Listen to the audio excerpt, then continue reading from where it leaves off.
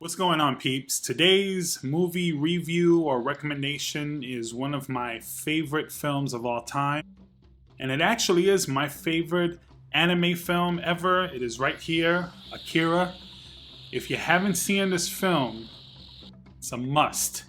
Let me explain a couple of things. First of all, if you're gonna watch it, I'd say watch it the correct way and see it on Blu-ray. A lot of older anime films don't tend to translate so well. Look is great when you put them in HD because they still look kind of old and grainy. And even though there are certain aspects of this film that still have kind of like a retro feel, a retro look, it looks beautiful on Blu-ray, and I think that's the best way to watch it. Now, as far as the film is concerned, it came out in 1988. I remember soon after that, I got my hands on a bootleg tape. I actually still had a tape as recent as a couple of years ago, a VHS tape. It was just a terrible bootleg tape.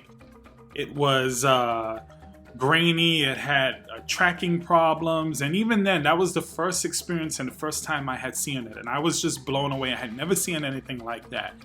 Even though I grew up watching things like Voltron, and it just blew me away. And it kind of set the trend, I think, for a lot of films that a lot of people don't realize have borrowed from Akira. Films like The Matrix, films like Chronicle. Kai was right. You did this, didn't you? Is that what Tetsuo's doing? Are you saying he has that kind of energy? So just to give a brief synopsis of what Akira is about, it takes place like 31 years after this like World War III, a huge nuclear explosion. And you're in 2019, there's a motorcycle gang in Neo Tokyo. And you could imagine all of the social and all the kind of problems that are happening during this time. There's a lot of military running around the streets, there's a lot of gangs, there's a lot of protesting. It's just a huge revolution, and everything is crazy. And here you have this small-time motorcycle gang trying to carve out their turf, and you have the leader of the motorcycle gang. His name is Kaneda, and one of the guys, part of his crew, is a guy named Tetsuo. And Tetsuo is essentially the main character of the film. And there's an incident and something happens, and it kind of changes the dynamic of the entire film, because at the beginning it's mostly about the motorcycle gang, and then as it kind of gradually goes along, you start seeing that Tetsuo has always felt like he was not the smartest guy or the toughest guy or the strongest guy. He was always kind of the guy getting bullied. And Kaneda, which is someone who always looked after him, kind of treats him like his little brother. You know, you're a little punk, you're not ready for this. And you know, they have a good amount of affection for each other, but there is some kind of resentment there because Tetsuo always feels like Kaneda kind of disregards him. And some incident happens and something is discovered about Tetsuo, and he actually starts having these insane powers. And the dynamic between Kaneda and Tetsuo completely changes because Tetsuo no longer sees Kaneda as like an older brother or someone who has anything over him. In fact, a lot of Tetsuo's jealousy towards Kaneda is what fuels a lot of his rage later on in the film. Films like Chronicle borrowed so much from Akira. I mean, right down to the way the character looks and acts and his kind of issues with not being the most accepted person of his group. So many films and so many different anime films have borrowed from Akira. And it's to the point where a lot of people don't realize it, especially if you've never seen this film. So you may watch a movie like, let's say, The Matrix and think this is totally original and totally new. And in many aspects it was, but it borrowed a lot from Akira. And it's kind of funny because when you talk about The Matrix now, we're talking about an older film. So Akira already has influenced older films, and the movie that I'm recommending today is Akira because I still think it holds up well. It holds up better than most of the films that it's influenced, which is kind of unheard of and kind of strange. But it's one of my favorite movies ever. I have to say, when you watch it, the first time, maybe even the first 2 or 3 times, you're probably going to be a little bit confused because the story, like many films and anime films in particular, have certain cultural kind of differences that maybe we're not relating to or grasping immediately. So I would recommend that you watch it at least twice. I would watch it, read a little bit about it, go back and watch it again, and you might have a clearer understanding. Even to this day, you're talking, I've been watching this film now.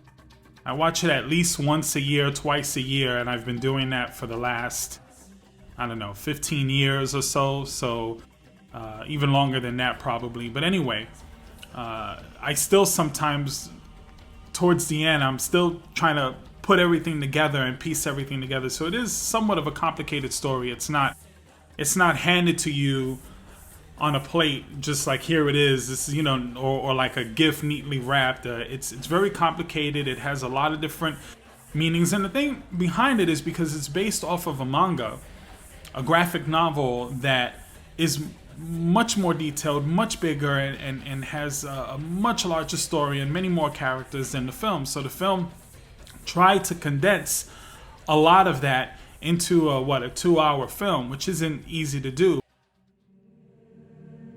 It was a dream that I saw. The city started to crumble apart. And lots of people died. We get to meet Akira again.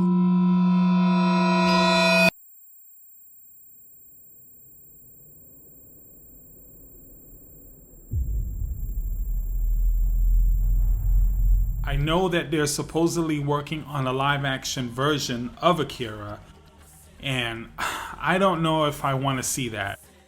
I know they're doing one for Ghost in the Shell as well, and Ghost in the Shell is another great and influential film, and I think Akira influenced a lot of things about Ghost in the Shell as well. But I don't know how I feel about the live-action whole thing. I think Akira can pull it off if they do it right and respect the material, but that's going to be a difficult one. I think Ghost in the Shell is probably a little easier to pull off than Akira. You shouldn't use your power in this way, for it is not correct. Because in the end, you won't be able to control it, and it will control you.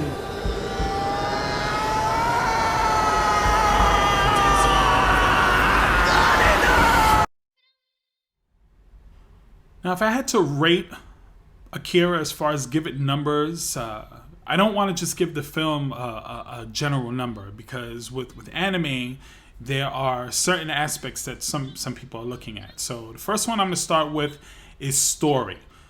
Story, if I had to rate it from a 1 to a 10, I'm going to give it a 9.5. I think the story is deep.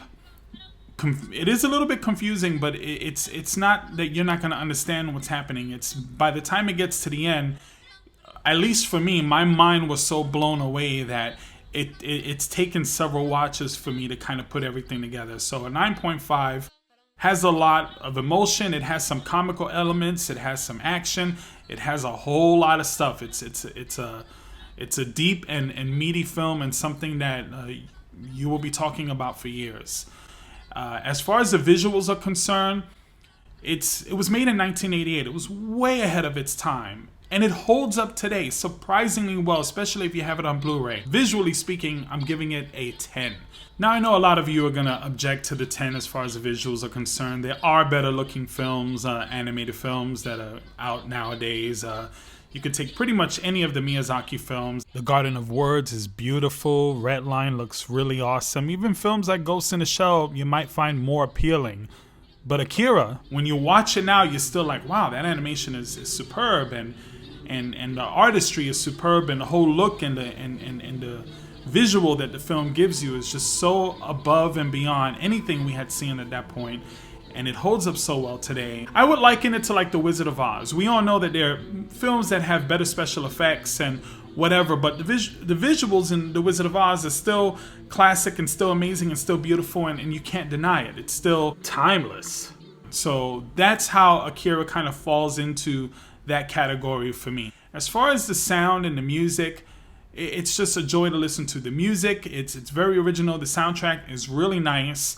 The voice acting in both the re-release on the dub and the Japanese and the original English dub, I think are all really well done.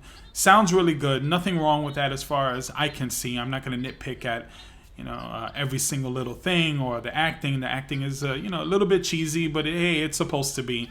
I just think the audio presentation and the visual presentation is top notch. The audio, I'm probably going to give that about an 8.